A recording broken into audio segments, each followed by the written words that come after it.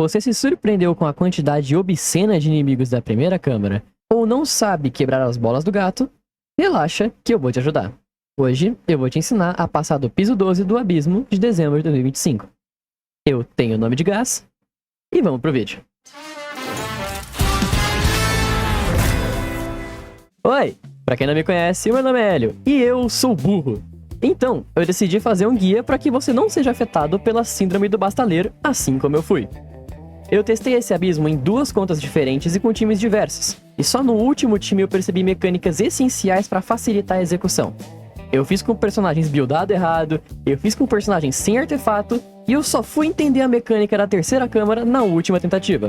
Então eu vou poupar vocês de todo esse sofrimento. Esse abismo possui uma peculiaridade que vai interferir na dinâmica desse vídeo. Então, antes de falar das câmaras, eu preciso orientar uma funcionalidade do abismo.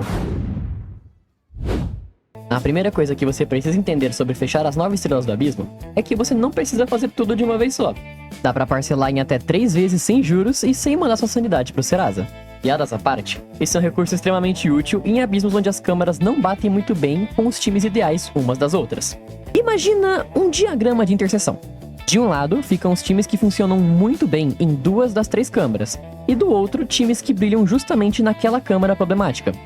Alguns times vão aparecer bem no meio, sendo o vazio roxo dos times do Genshin, encaixando em praticamente qualquer situação deste andar específico.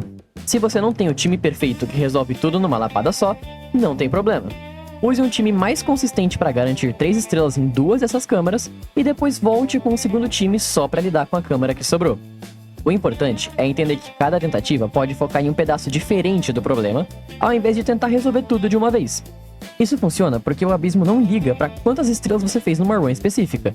O que conta é o seu recorde de estrelas em cada câmara. Então, se você já garantiu 3 estrelas nas câmaras 1 e 2, você pode voltar depois, demorar 3 minutos em cada metade, jogar com calma e focar somente em performar bem na terceira câmara. No fim, o jogo vai somar esses recordes separados e te entregar as 9 estrelas do mesmo jeito. E é exatamente isso que eu vou recomendar aqui. Só que não na terceira câmara, e sim na primeira.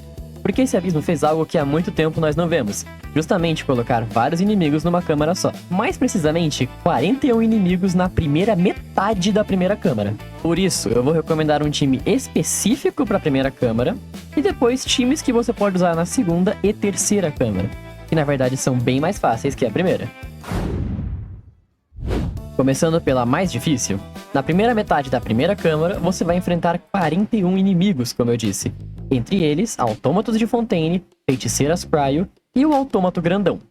Você vai precisar de muito dano em área e também precisa de aplicação Pyro para quebrar o escudo das feiticeiras. Como é a primeira câmara, é aqui que você vai querer dedicar um time próprio.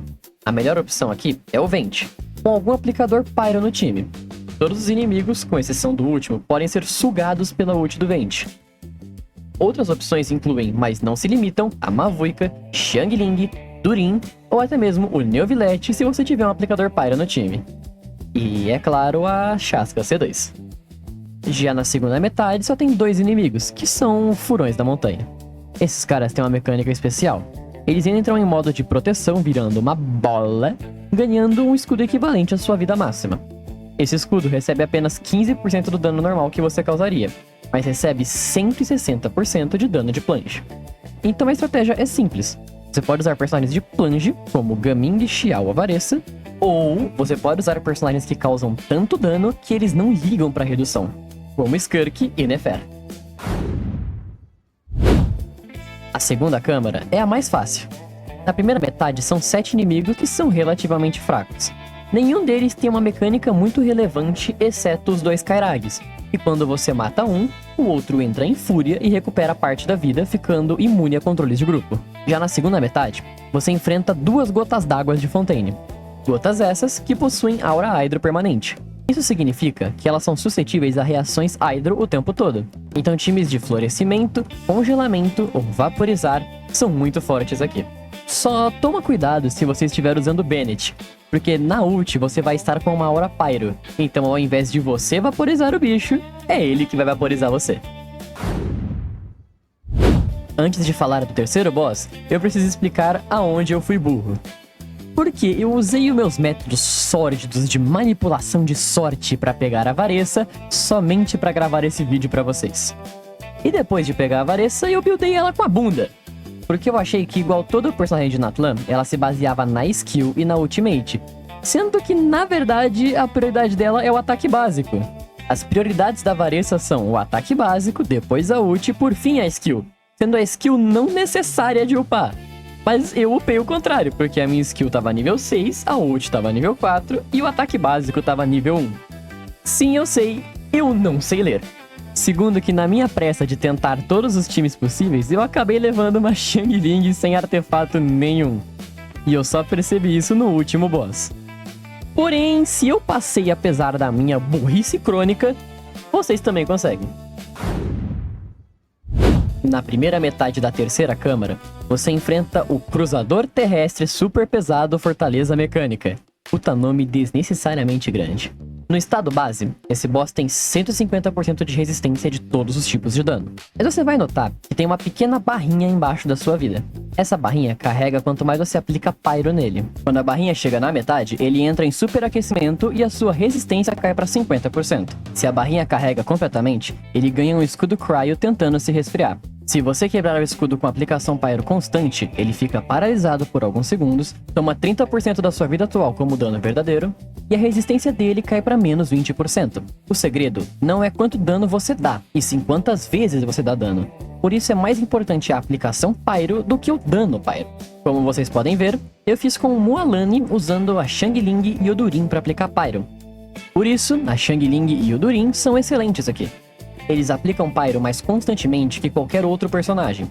Bom, pelo menos como opção de sub-DPS, já que como main DPS, Arlequino e Klee funcionam muito bem por também aplicarem Pyro constantemente.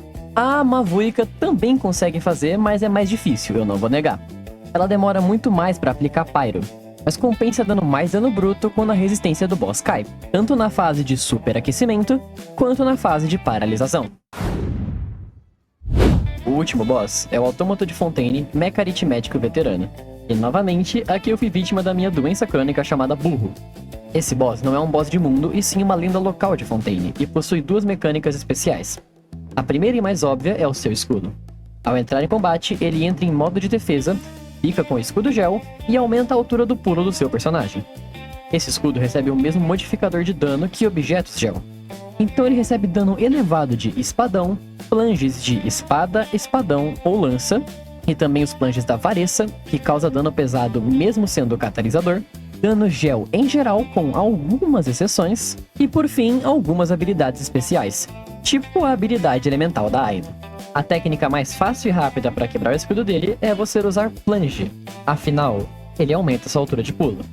Você pula, dá o plunge, dash, pula novamente, plunge, dash. Cancelando a animação de quando você cai no plunge usando o dash, e cancelando a animação do dash pulando novamente. Só que quando o escudo quebra é que vem o pulo do gato que eu não sabia. Quando o escudo está quebrado, você pode usar um ataque do tipo Pneuma para desativar esse boss. Ele fica completamente vulnerável por alguns segundos, não realiza nenhum ataque, e você pode usar esse momento para encaixar muito dano nele. Principalmente se você tiver com o time da Skirk, porque enquanto ele está desativado, ele pode ser congelado, prolongando ainda mais o estado de vulnerabilidade do boss. O time da Skirk é excepcional aqui, porque o dash plunge dela é um dos mais rápidos que eu testei, além da Furina ter um ataque pneuma e a rotação de dano da Skirk ser muito rápida. Então, se eu soubesse jogar de Skirk, eu teria feito em uma rotação só. Se você estiver usando algum personagem que depende de setup, como a Mavuika ou a Nefer, você pode preparar o setup antes de quebrar o escudo para ganhar alguns segundos batendo no boss. Desse jeito, você não perde tempo fazendo o setup com ele caído. Os times que eu consegui fazer a primeira metade foram usando a Arlequino, a Shaska, a Mavuika, a Mualani e o Neuvillette. Já os times que eu consegui fazer a segunda metade foi a Skirk, Nefer, a Varessa, a Mavuika e a Shaska. Resumidamente, tudo o que você precisa para poder passar esse abismo é usar a aplicação Pyro na metade de cima e não usar um main DPS Hydro na metade de baixo. A metade de baixo, principalmente, é bem fácil se você passar com personagens de dano bruto. que nem foi o meu caso com a Neferi e com a Skirk. Porém, essa segunda metade é feita para você usar bonecos de plunge, como a Varessa, o Xiao ou o Gaming. O Gaming principalmente precisa estar forte, mas se ele estiver, ele consegue fazer com tranquilidade, pois pode usar plunge na primeira e terceira câmara, enquanto consegue ficar vaporizando na segunda. Mas é isso, esse foi o vídeo de hoje. Eu espero que esse guia tenha ajudado você a não passar sufoco nesse abismo. Enquanto estava todo mundo comemorando o ano novo, eu estava aqui gravando esse vídeo pra vocês. Assim como eu passei o meu Natal gravando o vídeo anterior. É a vida. Se esse vídeo foi útil, deixe seu comentário aqui embaixo pra eu saber, e eu vou responder todas as dúvidas que vocês tiverem, ou pelo menos, todas as que eu ler. Um grande abraço do seu Gás Nobre favorito, e até a próxima.